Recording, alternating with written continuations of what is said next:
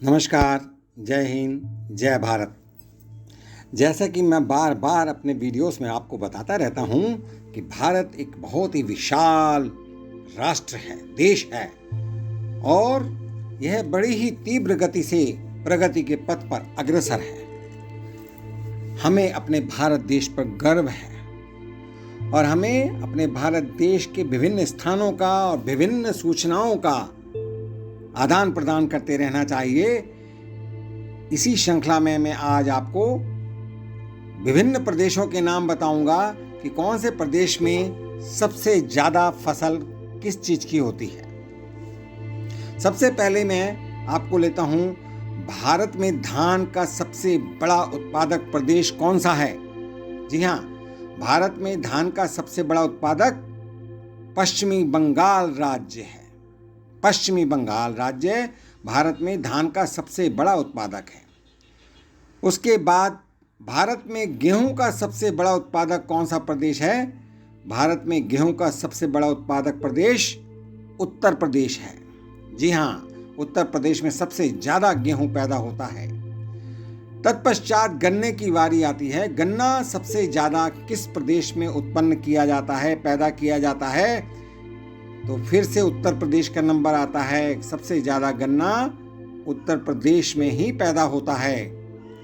तत्पश्चात आलू, आलू जो कि हमेशा हर सब्जी के साथ इसका प्रयोग किया जाता है, चाहे आलू गोभी हो, आलू मटर हो, आलू पालक हो, आलू मेथी हो या फिर आलू का किसी भी रूप में पकोड़े बनाने का हो, आलू बहुत ही ज़्यादा यूज़ होता है और यह सबसे ज़्यादा उत्पन्न या पैदा किया जाता है। फिर से उत्तर प्रदेश का नंबर आता है। उत्तर प्रदेश में सबसे ज़्यादा आलू पैदा होता है। मूंगफली, मूंगफली सबसे ज़्यादा गुजरात में पैदा होती है मेरे साथियों। गुजरात मूंगफली का सबसे बड़ा उत्पादक प्रदेश है। अब चाय का नंबर आता है। भारत में सबसे ज़्यादा पिए जाने वाला पेय पदार्थ पानी के पश्चात चाय है और चाय का सबसे बड़ा उत्पादक प्रदेश असम है। असम की चाय आप पिएंगे तो आपको आनंद आएगा। तो असम चाय बनाने का सबसे बड़ा उत्पादक प्रदेश है। अब आता है कॉफ़ी। कॉफ़ी का सबसे बड़ा उत्पादक प्रदेश कर्नाटक है। कर्नाटक में ही सबसे ज़्यादा कॉफ़ी उत्पन्न होती है, पैदा की जाती है। अब मैं आपके समक्ष प्रस्तुत करता हूँ, भारत में जूट का सबसे बड़ा उत्पादक प्रदेश कौन सा है। जूट का सबसे बड़ा उत्पादक प्रदेश पश्चिम बंगाल में जूट भी सबसे ज़्यादा पैदा होती है और धान भी सबसे ज़्यादा पैदा होता है। अब तंबाकू, भले ही तंबाकू हमारी दृष्टि में एक गलत पदार्थ है, लेकिन तंबाकू का उपयोग कुछ औषधियों के रूप में भी उपयोग किया जाता है। तंबाकू का सबसे बड़ा उत्पादक प्रदेश आंध्र प्रदेश है।